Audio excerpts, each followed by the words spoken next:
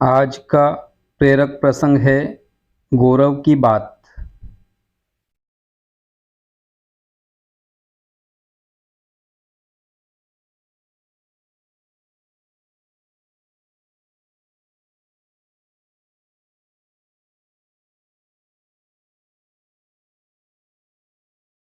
नियम का पालन होना ही चाहिए, किंतु कभी-कभी लोक कल्याण हेतु किसी जड़ नियम का भंग विवेकपूर्वक किया जाए तो वह नियम भंग गौरव की बात भी बन सकता है।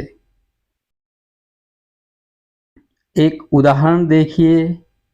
शंकराचार्य जब लगभग 8 वर्ष की आयु के रहे होंगे, तब वे अपने गुरु श्री गोविंद स्वामी के आश्रम में रहकर विद्याध्ययन करते थे। उनकी मेधा अद्भुत थी। गुरु गोविंद स्वामी उनकी प्रतिभा को जानते थे। आश्रमवासी भिक्षाटन हेतु नगर में जाया करते थे। आश्रम का नियम था कि एक शिष्य किसी एक ही घर में एक बार भिक्षा हेतु जाए तथा वहाँ से जो भी जितनी भी भिक्षा प्राप्त हो उसी से संतोष करे। शंकराचार्य किसी एक निर्धन विधवा ब्राह्मणी के घर भिक्षार्थ गए। गरीबनी के पास थोड़े से आंवलों के अतिरिक्त अन्य कुछ भी नहीं था। उसने वे आंवले ही शंकराचार्य को दे दिए। शंकराचार्य वह प्रेम भिक्षा लेकर आश्रम के नियम का भंग करके उस दिन धनवान महिला के सतखंडे भवन के द्वार पर जा पहुँचे।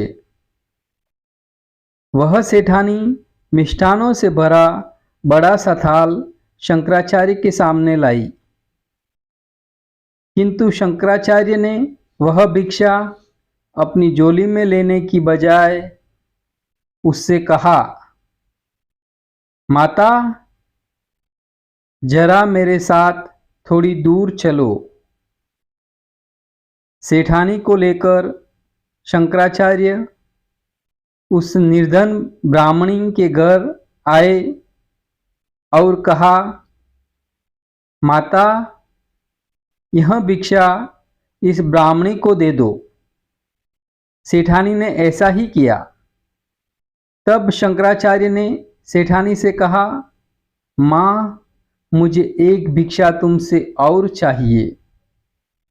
वह यह कि यह ब्राह्मणी जब तक जीवित रहे तब तक तुम इसका भरण पोषण करना। बोलो यह भिक्षा मुझे दे दोगी।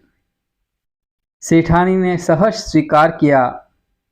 शंकराचार्य आंवले लेकर प्रसन्न मन आश्रम आए। आश्रम में पहुंचकर उन्होंने गुरु गोविंद स्वामी से कहा, गुरुदेव आज मैंने आश्रम के नियम का भंग किया है। मैं 2 जगह भिक्षार्थ चला गया। मुझसे अपराध हुआ है। इस अपराध का दंड मुझे दीजिए। गुरु गोविंद स्वामी ने जब सारी बात विगत पूर्वक सुनी तो शंकराचार्य को